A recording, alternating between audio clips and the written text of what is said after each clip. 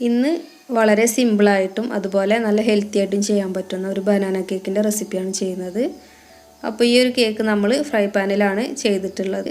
അപ്പോൾ ഈ ഒരു ഈസി ഹെൽത്തി കേക്ക് എങ്ങനെ ഉണ്ടാക്കിയിട്ടുള്ളതെന്ന് നോക്കാം. അപ്പോൾ ആ കേക്ക് ഉണ്ടാക്കാനായിട്ട് ഞാനിവിടെ ഒരു നേന്ത്രപ്പഴം എടുത്തിട്ടുണ്ട്. അതുപോലെ ചെറിയ പീസാക്കി ഒരു ബൗളിലേക്ക് ഇട്ട് കൊടുക്കുകയാണ്. അപ്പോൾ നേന്ത്രപ്പഴത്തിന് പകരം നമുക്ക് വേണമെങ്കിൽ റോബസ്റ്റ് പഴം വേണമെങ്കിലും എടുക്കാം കേട്ടോ.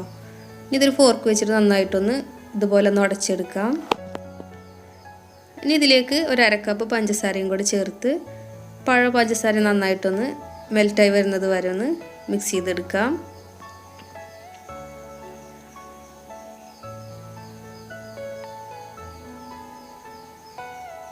അപ്പോൾ പഞ്ചസാര നന്നായിട്ടൊന്ന് യോജിക്കുന്നത് വരെ ഇതുപോലെ ഒന്ന് മിക്സാക്കി എടുക്കാം.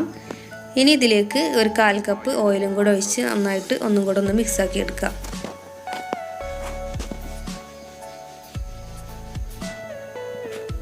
അപ്പോൾ ഓയിലിന് പകരം നമുക്ക് വേണമെങ്കിൽ 1-2 ടേബിൾ സ്പൂണ് ബട്ടർ ചേർത്ത് കൊടുത്താലും മതി കേട്ടോ.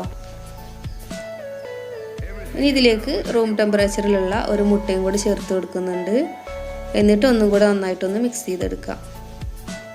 അപ്പോൾ ഈ ഇൻഗ്രീഡിയൻസ് ഒക്കെ വേണമെന്നുണ്ടെങ്കിൽ നമുക്കൊരു മിക്സിയുടെ ജാറിലിട്ട് ഒന്ന് കറക്കിയെടുത്താലും മതി കേട്ടോ. പെട്ടെന്നൊക്കെ ചെയ്യണമെന്നുണ്ടെങ്കിൽ മിക്സിയുടെ ജാറിലിട്ട് ഒന്ന് കറക്കിയെടുത്താലും മതി. ഇനി നമുക്ക് ഇതിലേക്കുള്ള ഫ്ലോർ ഒന്ന് അരിച്ചിട്ടെടുക്കാം. അപ്പോൾ ഒരു അരിപ്പയിലൂടെ 1 കപ്പ് മൈദ ഇട്ട് കൊടുത്തിട്ടുണ്ട്. ഇതിലേക്ക് ഒരു നുള്ളു ഉപ്പും 1 ടീസ്പൂൺ ബേക്കിംഗ് പൗഡറും 1/2 ടീസ്പൂൺ ബേക്കിംഗ് സോഡയും ചേർത്ത് നന്നായിട്ടൊന്ന് തരിച്ചെടുക്കാം. അപ്പോൾ ഞാനിപ്പോൾ ഡയറക്റ്റായിട്ട് ഈ ബാറ്ററിലേക്ക് തന്നെയാണ് തരിച്ചിട്ടെടുക്കുന്നത്.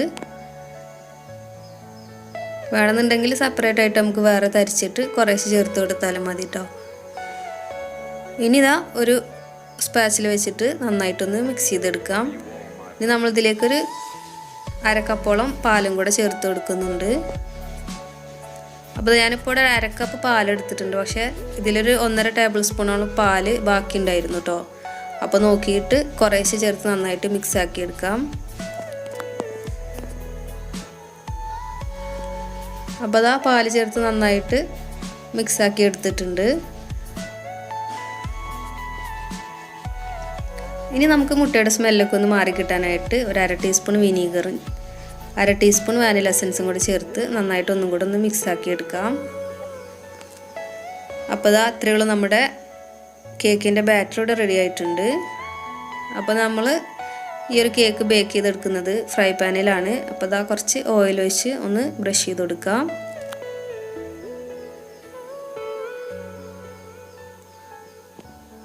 ഇനി ഇത് അതുപോലെ കുറച്ച് പഞ്ചസാര എടുത്തിട്ടുണ്ട്. അതുപോലെ ഒന്ന് വെതറി കൊടുക്കാം. ഇനി ഒരു നേന്ത്രപ്പഴം ഇതുപോലെ റൗണ്ടാക്കി ചെറിയ പീസാക്കി ഒന്ന് കട്ട് ചെയ്ത് വെച്ചിട്ടുണ്ട്. അത് നമ്മുടെ ഈ പാനിൻ്റെ അടിവശത്ത് മുഴുവനായിട്ടൊന്ന് നിരത്തി കൊടുക്കാം. അപ്പോൾ നമ്മുടെ ബേക്കായി വരുന്ന സമയത്ത് ഈ പഞ്ചസാരയൊക്കെ നന്നായിട്ട് മെൽറ്റായി പഴത്തിന് നല്ലൊരു കളർ കിട്ടും കേട്ടോ. അപ്പോൾ നമ്മൾ കഴിക്കുന്ന സമയത്ത് നല്ല ടേസ്റ്റും കൂടിയാണ്. ഇനി ഇതിൻ്റെ മുകളിലേക്കായിട്ട് നമുക്ക് കേക്കിൻ്റെ ബാറ്റർ ഒഴിച്ച് കൊടുക്കാം. അപ്പോൾ നമ്മുടെ പഴത്തിൻ്റെ ചെറിയ ചെറിയ പീസസൊക്കെ ഈ ബാറ്ററിലുണ്ട് കേട്ടോ. അപ്പോൾ നമുക്ക് കഴിക്കുന്ന സമയത്ത് നല്ല ടേസ്റ്റ് ആയിരിക്കും. മിക്സിയിലാവുമ്പോൾ ഇതെല്ലാം കൂടെ നന്നായിട്ടൊന്ന് അരഞ്ഞു കിട്ടുമല്ലോ. ഇനി ഇതൊന്ന് ചെറുതായിട്ടൊന്ന് ടാപ്പ് ചെയ്ത ശേഷം ഒരു പഴയ പാൻ വെച്ചിട്ടുണ്ട്. അതിൻ്റെ മുകളിലാണ് ഈ ഒരു പാൻ വെച്ച് കൊടുക്കുന്നത്. എന്നിട്ട് അടച്ച് വെച്ചിട്ടൊരു 25 മുതൽ 30 മിനിറ്റ് വരെ ഒന്ന് ലോ ഫ്ലെയിമിലിട്ട് ബേക്ക് ചെയ്തെടുക്കാം. ഇപ്പോൾ 30 മിനിറ്റ് ആയിട്ടുണ്ട്. കേക്കൊക്കെ നന്നായിട്ട് ബേക്കായി വന്നിട്ടുണ്ട്. ഇനി നമുക്ക് തണുത്ത ശേഷം ഒരു പാത്രത്തിലേക്ക് മാറ്റിയെടുക്കാം. അപ്പോൾ നമ്മുടെ ടേസ്റ്റി ഹെൽത്തി ആയിട്ടുള്ള ബനാന കേക്ക് ഇവിടെ അടിപൊളിയായിട്ട് റെഡിയായി വന്നിട്ടുണ്ട്. അപ്പോൾ ആർക്കും തന്നെ വളരെ സിമ്പിളായിട്ട് ഉണ്ടാക്കാൻ പറ്റുന്ന ഒരു കേക്കിൻ്റെ റെസിപ്പിയാണ്.